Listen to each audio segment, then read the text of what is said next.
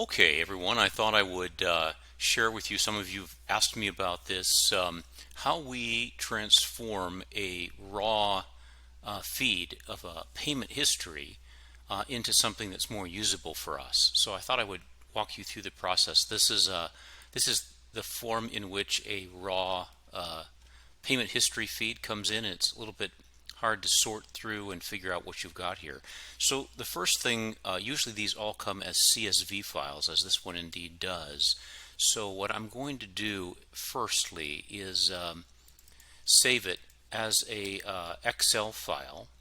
And the reason for this is because some of the changes that I make will not be saved if I keep it in the form of a CSV. I'll open it again and it'll be like, I thought I already did that. It won't be there anymore. So, usually towards the left, we're going to have a couple of columns that have got these important dates. And I'm going to use shortcut keys, but I'm just taking it and saying format column auto fit, or you can just drag the handles if you want. So I've got that now auto fit, so I can read these dates. You can see that there is a couple of dates that are kind of weird, right? So we'll figure out. We probably won't be affected by that. This is certainly not necessary, but I'm just going to go ahead and highlight that first column in a separate color so that it's just easier for me to see what I'm doing, and there's going to be something else I'm going to do related to that. So now what I can do is this stop recording button is right in my way where I need to be. Anyway, I'll just hit it here.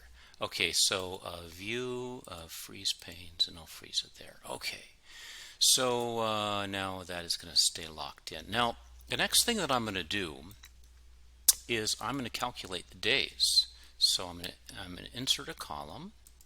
I'll call this column days, and I'm going to give it a separate color so that I can recognize it's the column I created.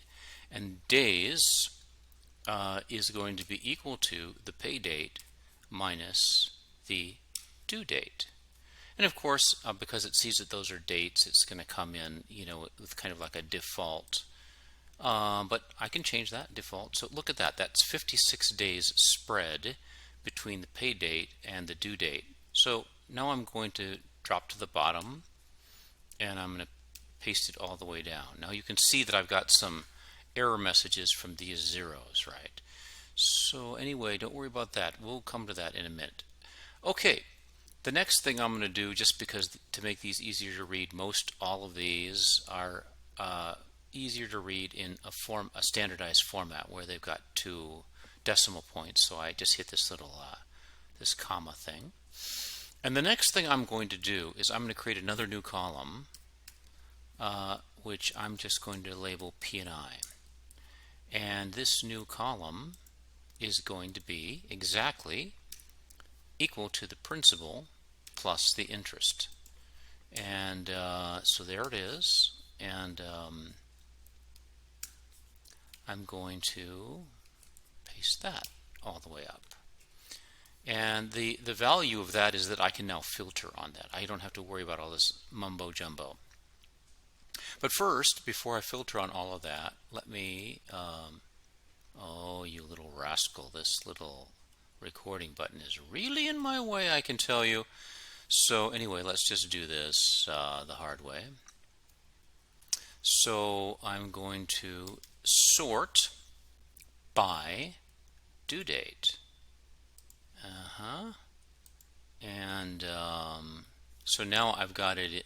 If I'm going to chart it, it's going to come out better because it's all in due date. You can see some of these things are repeated, right? There's 10-1 multiple times. But again, don't worry about that, because the next thing we're going to do is we're going to add a filter, because in effect all we care about are those cases where there's principal and interest being paid.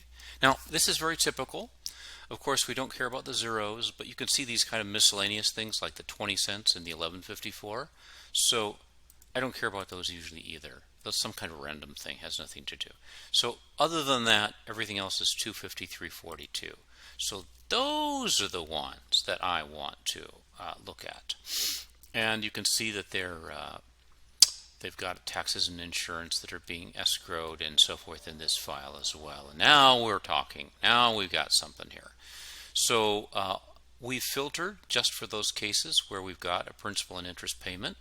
And the first thing I can do is just click here on days, and immediately I can see, you see down here 45.5, 45.466. So I can make a note of that. I've got 45.5 days average payment. Because it's been filtered, these are the spreads only on the principal and interest. And notice all those errors went away because they had nothing to do with it. Okay, perfect. So now I also like to see that as a trend.